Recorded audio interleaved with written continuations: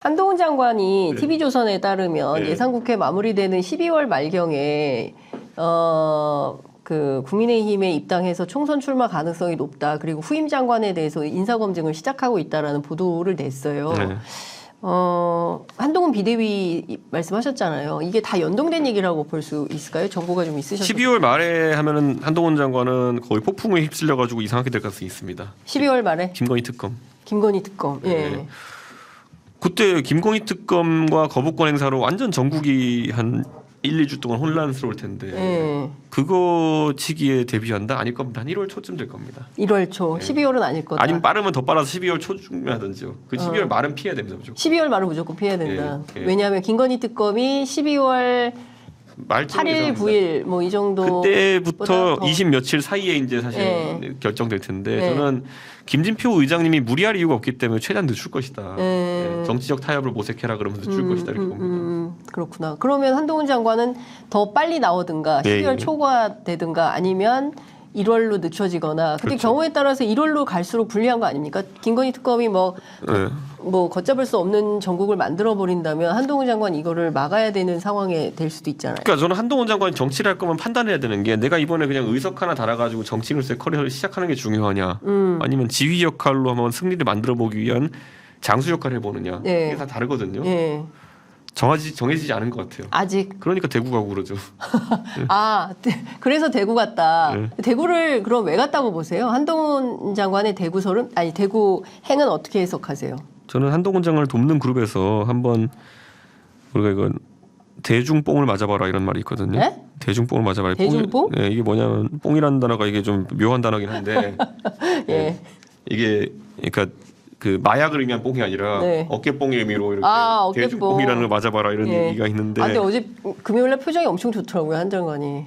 그런 게 있긴 있어요. 그러니까 자꾸 이제 대통령을 뭐 서문시장, 실성시장 돌리는 것도 마찬가지겠지만은 그런데 갔다 오라는 거예요. 만약 한동훈 장관에게 현실을 제대로 그냥 보여줄 거였으면 대구를 안 보냈죠. 그 돕는 분들이. 그런데 대구에 만약에 인위적으로 간 거라면은 가서 이게 현장 정치 현장에서 이제 대중 정치를 하다 보면은 나도 모르게 힘 받고 즐거운 게 있어요.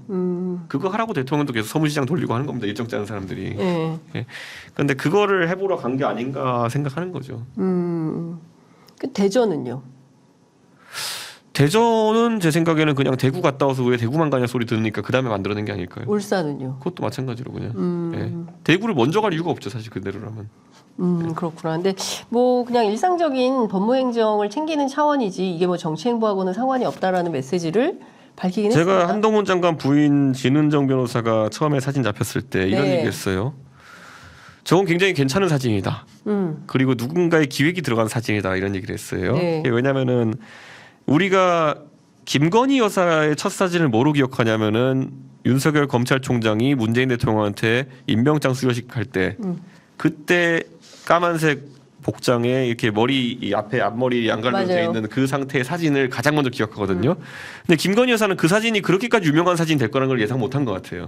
근데 그에 비해 가지고 진은정 변호사는 여러 가지 다른 사진을 만들 수 있는 상황에서도 봉사라는 공간을 선택했고요. 봉사라는 키워드. 네, 그리고 봉사라는 공간과는 다르게 제 생각에는 평소에 어떻게 하고 다니시는지 잘 모르지만은 준비된 외양이었어요. 네. 예, 그러니까 메이크업이라는 거 봐도 준비된 외양이었거든요. 평소에 어떻게 하시는지 몰라서 그건 그냥 추측입니다. 네. 그런데 이걸 봤을 때 앞으로는 등장 안 하실 겁니다 한동안. 그러니까 이건 뭐냐면은 앞으로 계속 선거 때 쓰일 사진이에요, 이 사진이. 예. 예, 그러니까 그런 좀 기획된 사진이 아닌가. 예. 예. 아, 진짜 그럴싸한 분석입니다. 예, 가능성이 매우 높은데요. 그럴싸한 게 아니라 거의 99.9%일 걸요. 제 생각에는 99.9%. 예, 아무도 확인해줄 수는 없지만은 예. 왜냐하면 이렇게 말씀드린 그 사진이 그만큼 괜찮은 사진이어서 그래요. 괜찮은 사진이어서 그 비교 대상은 예. 전혀 그렇게 쓸 줄 몰랐던 김건희 여사의 그 데뷔 사진보다는. 예, 예. 근데 사진이 김건희 여사 사진이랑 너무 닮아서 옷도 그렇고요. 예. 저는 이미지 완전 다르다 느꼈습니다. 그러니까 그래요? 저는 김건희 여사를 오히려 그 사진으로 보고 나가지고 사석에서 본 다음에 이 사진이랑 이미지가 너무 다른데 이런 생각을 했어요. 그러니까 처음 그 청와대에서 문재인 대통령이 찍혔던 사진보다 훨씬 수수하세요 김건희 여사가 실제로 그래요? 보면. 훨씬 수수하고 훨씬 뭐랄까 그냥 친근하게 느껴져요. 실물이. 그래요? 예. 근데 그게 근데 굉장히 뭔가 만들어진 느낌을 받거든요. 지금 나오는 사진들은 대체로 그렇잖아요. 뭐 드레스 입고 찍은 사진 그렇죠. 예. 등등을 볼 때. 근데 그때 실물이 뭐 이게 외모 평가가 아니라 실제 모습이 훨씬 더 자연스러웠어요. 예. 그래서 저는 그 사진은 그래서 예. 계속 쓰이는 사진치고는 정말 안 좋은 사진이었다. 안 좋은 사진이다. 예, 그렇군요. 근데 전반적으로 보면 그 한동훈 장관이 출마 쪽으로 훌쩍 왔는데 대구에서 출마할 건 아니지 않을까요? 말도 안 되죠. 그렇게 하면 예. 저는 그런 컨셉은 아니다. 그런 정치는 뭐 평가가 불가능한 형태의 정치입니다. 이 돌격 앞으로가 아니라 내가 새로운 장수다. 돌격 뒤로 이거잖아 이제 보면 이게. 그러면 네. 한동훈 장관이 출마를 한다면 네. 지역은 어디가 될까요? 저는 그게 고민일 거라 봅니다. 한동훈 장관의 그게 고민이다. 네. 예. 왜냐하면 윤석열 정부의 전체적인 평가가 좋아지지 않는 상황 속에서 네. 강남 출마 외에 명분 찾을 수 있는 게 별로 없거든요. 한동훈 장관이 강남 갑의 현대고등학교 출신이라는 거가 그나마 있는 연고인데 네. 저는 그래서 이해가 안 가는 게 옛날에 제가 어떻게 찾아가지고 한동훈 장관을 좋게 얘기해 주려고 한동훈 장관은 춘천 출신인 것 같은 게 춘천 갔으면 어떻게 했냐 이렇게 했더니만은 네. 자꾸 자기 춘천 출신 아니야 부인하는 그게 있더라고요. 아버지가 춘천 출신이신 것 같아요. 뭐 그렇더라고요. 네, 근데 네. 부인하더라고요. 근데 네. 뒤집어 말하면 정치인은 정치적 선택을 해야 될 가능성이 많으면은 저는 제 고향이 상계동인 게 가끔 가다 보면 저한테 좋은 것도 있고 제약일 때도 있어요. 네. 그런데 나 같으면은 만약에 춘천에 연고가 조금이라도 있으면은 그걸 죽이진 않을 거다. 나 같으면. 캐릭터가 많이 다른 거죠. 그러니까 한동훈 장관은 지금보다 훨씬 선거에 있어서의 자신의 공간이 넓을 거라 생각했던 거예요. 뒤집어 말하면 내가 서울에 강북에 어디쯤 나가가지고 다 되겠지 이 정도 생각을 가지고 정치를 바라봤던 것 같아요. 근데 지금 와서 이제 여론조사 나온 거 보니까 뭐 정청래 의원하고도 뭐 승리를 보장할 수 없고 이런 상황이 되니까 예. 이거 어디로 가지 이런 생각하고 있을 것 같아요. 그 조선일보 보니까 소위 한동훈 역할론, 그러니까 국민의힘 내부에서 고민이 많다. 이제 이런 보도가 나왔어요. 내년 총선에 한동훈 등판이 사실상 국민의힘에게 굉장히 유리한 선거 국면을 만들까요? 아니면 모르죠. 그거는 저도 이제 정치하면서 갑자기 진짜 잘하는 정치 천재도 있고요. 네. 아니면 아까 황교안 대표 사례처럼 다른 곳에서는 항상 우수하셨지만 정치로 들어오면은 뭐 판단력이나 아니면은 뭐 여러 가지 때문에 문제 겪으신 분 많이 봤거든요. 안철수도 마찬가지. 근데 그런데 저는 한동훈 장관도 법조인으로서의 아니면 그런 법조 공무원으로서의 커리어는 굉장히 좋았지만은 네. 정치 와서 좋을 수도 있고 나쁠 수도 있어요. 왜냐하면 공무원이라는 게 체제 수능적인 가능성이 높다고 저는 보는데 네. 그에 반해서 정치인은 좀 뭐랄까요 이게 좀 기질이 있어야 되거든요. 근데 모르죠. 뭐 윤석열 대통령도 검사 계속 하셨지만은 네. 정치해 보니까 신나가지고 어퍼컷하고 다니고 막 이렇게 하시잖아요. 어떤 분위기일지 모르겠어요. 한동훈 장관은. 이준석 전 대표 대선까지도 생각을 해볼 거다라고 하셨어요. 그러면 보수 안에서 한동훈 장관하고 이준석 전 대표 경쟁하는 구도도 예상을 하십니까? 그러니까 경쟁이라고 할지는 모르겠지만요. 예. 저는 한동훈 장관이 저보다 한 띠 정도가 더 많지만 나이가 그렇지만은 적어도 지금의 윤석열 대통령 세대보다는 또 한 띠가 낮은 거거든요. 저는 그게 의미가 있을 거다라는 생각을 해요. 아무래도 한동훈 장관이 이게 제가 항상 얘기하는 게 남원정 이후에 저랑 남원정 사이가 좀 비었어요. 네. 그 사이에 한동훈 장관이 좋죠. 그러니까 만약 한동훈 장관이 그렇게 한다면 남원정이랑 저 사이에 진짜 아무도 없어요. 우리가 이름을 알만한 대중 정치인이. 그러네요. 예. 근데 그게 보수 진영의 취약점이었거든요. 예. 민주당도 이제 사실 586 다음에 한 반 세대 정도 뒤떨어진 이재명 대표가 이제 오고 있는 거잖아요. 그렇죠. 예. 그런데 여기도 이 밑에가 없거든요 지금. 그러니까 이게 짜임새 있게 이게 서로 이어달리게 할 수 있는 그 주자들이 있는 게 진영이 되게 중요한데 한동훈 장관이 정치에서 어떤 영향을 보여주는지 저는 진짜 아까 말했듯이 예측 불가합니다. 혹시 뭐 개인적으로 만나보거나 이런 적은 전화 통화만 몇 번 했어요. 뭐 일감은 어떠세요? 저보다 말이 빠르네. 네. 저보다 말이 빠르네. 예. 근데 그 한동훈 장관에 대한 평가가 그 사실은 좀 민주당에 대해서는 굉장히 반민주적 태도잖아요. 그리고 과도하게 말싸움을 많이 한다. 그 태도의 옳고 그름에 대해서도 평가가 많이 나오고 있고. 그러니까 이런 거죠. 그 예전에 저희가 야당일 시절에는 그 비슷한 역할로 이낙연 총리가 계셨습니다. 이낙연 총리가 그때 어버버하는 자유한국당 의원들한테 막 매번 논리적으로 반박하고 이런 모습 때문에 그분이 그냥 흔한 호남의 이제 다선 정치인에서 대선 주자급으로 올라가게 된 계기가 그거거든요. 네. 한동훈 장관도 거기까지는 간 거죠. 그런데 뒤집어 말하면은 이낙연 총리의 그런 모습이 한쪽 진영에는 그 당시 쾌감을 줬지만은 반대쪽 진영에는 다소 불편한 느낌을 줄 수도 있다. 이거는 근데 트레이드오프예요. 네. 예, 이거 안 하고 유명해질 수는 또 없어요. 그러니까 저는 한동훈 장관이 그 과정 겪고 있다 이렇게 봅니다. 그런 점에서는 대중들에게 좋은 점수를 따고 있다 이렇게 평가를 하시는 겁니까? 여기다 이제 어느 정도 지지층을 더 얹을 수 있느냐의 문제인 거거든요. 거기에 자신의 매력도나 이런 걸 만드는 방법은 여러 가지 있겠죠. 저는 뭐 이것도 안 긁어본 복권이어서 모릅니다. 어쨌든 뭐 갑자기 막 나왔는데 한동훈 장관이 노래를 잘해서 들을 수 있어요. 그러니까 그건 몰라요, 그건 진짜. 그건 진짜 알 수가 없는 거고. 갑자기 요리를 잘할 수도 있고 대통령처럼 뭐 몰라요, 그거는. 근데 이제 이런 것 같아요. 그러니까 앞서 이제 상계동 얘기하셨는데 한동훈 장관이 이제 현대고등학교 출신이고 압구정동 네. 에서 컸고, 그러니까 강남 8학군의 상징 같은 존재인 거잖아요. 그리고 지금 뭐 살고 있는데도 타워팰리스라고 하고, 그러니까 소위 얘기하는 대한민국의 0.1%에 해당하는 상위계층, 기득권층이란 말이죠. 이분이 어떤 정치 노선을 갖고 나올지. 아니 저희 뭐 아크로비스타 사는 검사 경험해 봤잖아요. 네? 아크로비스타 사는 검사를 경험해 봤는데 타워팰리스 사는 검사가 어떤지 궁금하세요? 아니 뭐 비슷할 것 같아서 하는 얘기입니다. 그러니까 대중의 소구력이 있을까? 암만 보수 정치를 한다고 하더라도 전체 국민들, 다수 국민들을 대상으로 해서 어떤 소구력이 있을까에 대해서 저는 좀 의문이 있어서. 대중의 이제 동경은 두 가지로 나타날 겁니다. 나와 비슷한 사람에 대해서 동질감 느끼는 그런 유형은 노무현 대통령일 거고요. 네. 나랑 또 다르고 나보다 더 나아 보이는 사람에 대한 동경심을 가지는 류도 있습니다. 네, 저는 그런 것도 정말 경우에 따라 다르게 나타난다 네. 이렇게 보고 한동훈 장관 같은 경우에는 그 한동훈 장관의 강남스러운 느낌 네. 이 아마 강북 지역에서는 조금은 도움 될 겁니다. 네, 그런 동경이 있긴 있거든요. 그래요. 네. 근데 거꾸로 한동훈 장관의 강남스러움이 강북 표심에 도움이 된다고요? 그러니까 제가 아까 그 말했던 묘하게 나타나요. 그러니까 노원병에서도 제가 이제 보면요, 노원병에서 국회의원 한번 했던 분이 물론 3파전이면 누구냐 홍정구 의원이에요. 홍정구 의원이 딱 그 강남스러움의 결정체거든요. 네. 근데 그거에 대해서 요즘 들어 상계동 사람한테 얘기 들어보면은 그 당시에는 홍정구 의원이 얘기하는 것들이 노원에서는 상당히 새로운 것들이었고, 네. 예를 들어 홍정구 의원 공약 중에 보면은 당선되면은 그 관내에 있는 학교들 돌아다니면서 영어 강의를 100번 해주겠다 뭐 이런 것도 있었어요. 아 그래요? 근데 사실 지금 제가 그냥 평이하게 정치를 바라보면 그런 공약이 말이 되나 싶겠지만은 그러니까. 그런 게 이제 호기심을 자극하면서 그런 거였던 거예요. 예를 들어 이런 거 말씀드릴게요. 지금도 노원구에 가보면 재건축 아파트가 이렇게 쭉 막 이제 시도되고 있어요. 그래서 네. 어디는 안전단 통과해서 이제 시공사 고르고 이렇게 하려고 그러는데요. 뭐 다 그런 건 아니겠지만 일부 제가 이제 조합원들 어떤 단지 만나서 얘기해 보면요. 우리도 강남 아파트 같이 지어줬으면 좋겠다라는 얘기를 하는 경우가 있어요. 그게 무슨 말이에요?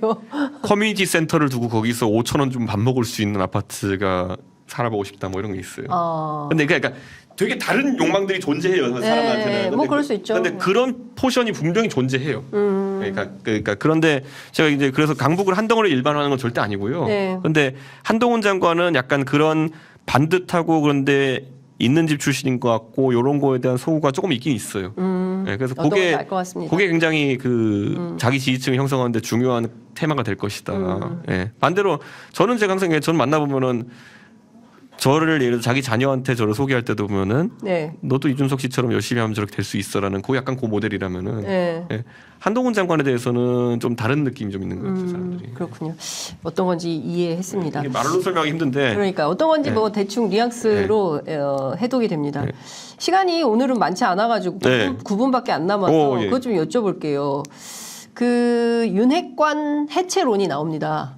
네, 이뇨한 혁신위가 뭐 지금 4차까지 발표를 했는데 1차 혁신안을 빼고는 의결도 안 되고 있어요. 그리고 김기현 대표 2주 안에 물러날 거라고 전망하셨지만 네.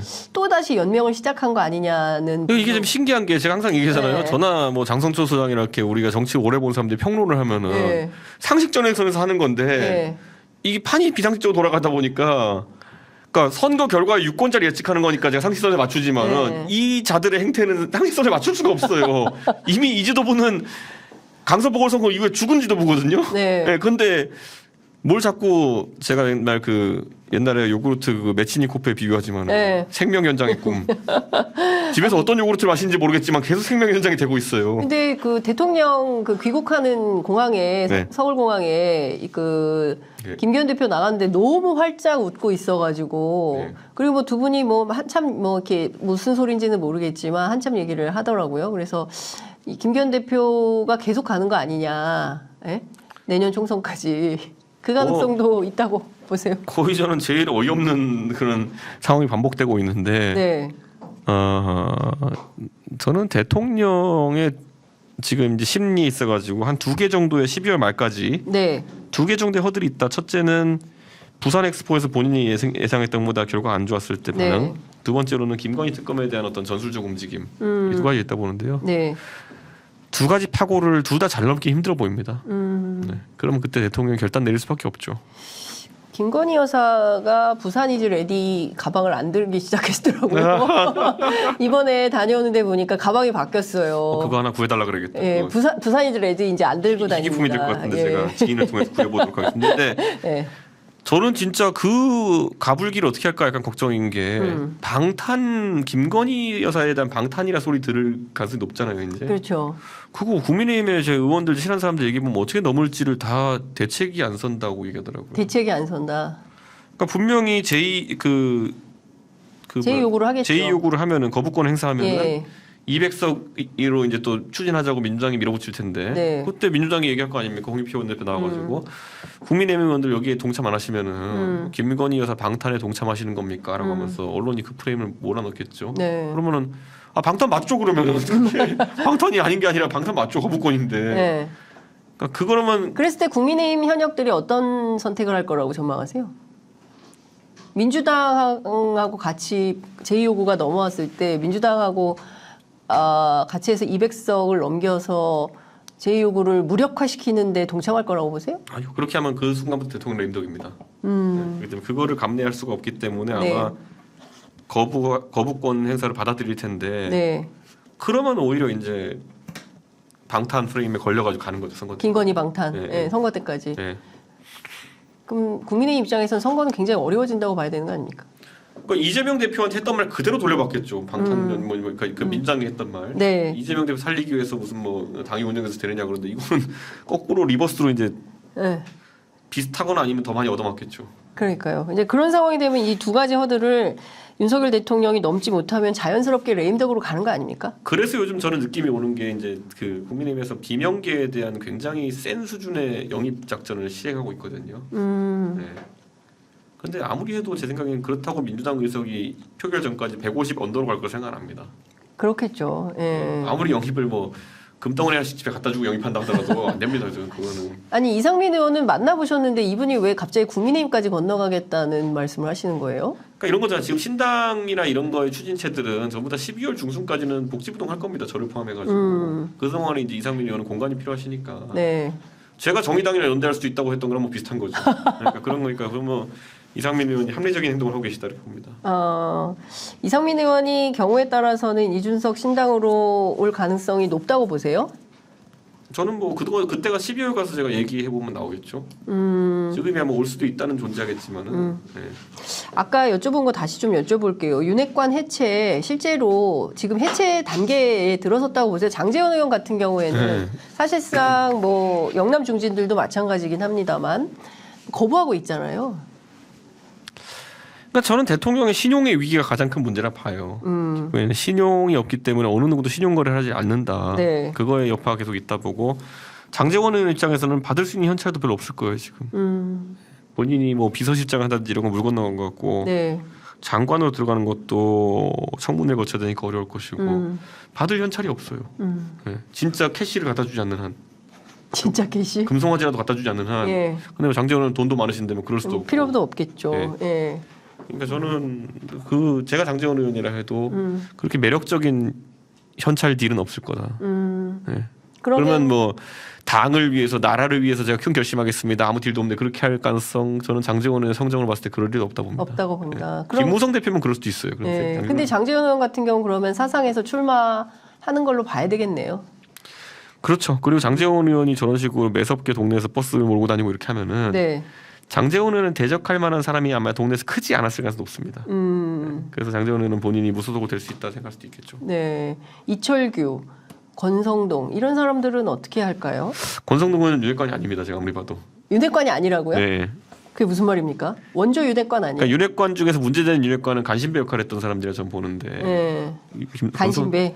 권성동 의원은 오히려 제가 그냥 말씀드리면 개사과 때 네. 엄청 바른 소리 했다가 깨졌습니다.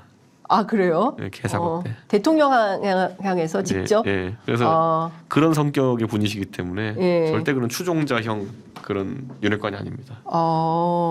그러면 이미 개사과 때 권성동은 윤핵관 정리했다, 윤핵관에서 탈퇴했다 이렇게 봐야 됩니까? 그 뒤에 이제 뭐 잔영은 남아가지고 지방선거 때까지만 해도 윤핵관 소리 들었지만은 그 이후에 연말로 가면서는 거의 뭐 제 생각엔 윤핵관이 아니라 윤핵관들의 따돌림 대상 비슷하게 됐던 거라. 윤핵관들로부터 따돌림 대상이었다. 네. 그렇구나. 그러면은 뭐 공천 안 주면 무소속 출마하시겠네요. 그때 그 권성동 의원이 강릉에서 지난 선거 때 공천 잘리고 나가지고 홍윤식이라고 그 행자부 장관 하시던 분이 나와가지고 출마했는데 강릉에서 권성동 의원의 벽을 넘기 너무 힘들어했던 거예요. 그래서 저는 이번에도 만약 그렇게 하면 비슷한 상황이 나오지 않을까. 그렇군요. 거기에 갈 사람이 별로 없습니다. 이철규 의원 중심으로 선거 될까요? 사무총장? 아니 뭐 지금 뭐 인재위원장인데. 한번 찍어 먹어본 걸 또 찍어 먹었겠다면 제가 뭐 말리진 않겠지만은 강서 보궐선거에 어쨌든 그 밥 먹고 인증샷 올리기 뭐 그다음 뭐 선거운동 인증샷 올리기 뭐 충청 향후에 만나기 뭐 이런 거 다 부질없는 행동이었거든요. 저는 그랬을 때 이철규 의원이 갑자기 강서 보궐선거에 안 썼던 새로운 참신한 전략이 나올 거라 보진 않습니다. 그러면 사실상 이철규 의원 체제로 치른다고 한다면 선거 굉장히 의미 없다. 국민의힘 어렵다. 이렇게 봐도 무방하다. 그러니까 양두구육이라고 했을 때 거기에 이제 그 사건이 커지게 된 이유가 뭐냐면은 이철규 의원이 이제 양두구육이라니 그러면 사람을 개에다 비유한 것이다 이렇게 들고 나오면 또 갑자기 이제 이상해진 거거든요.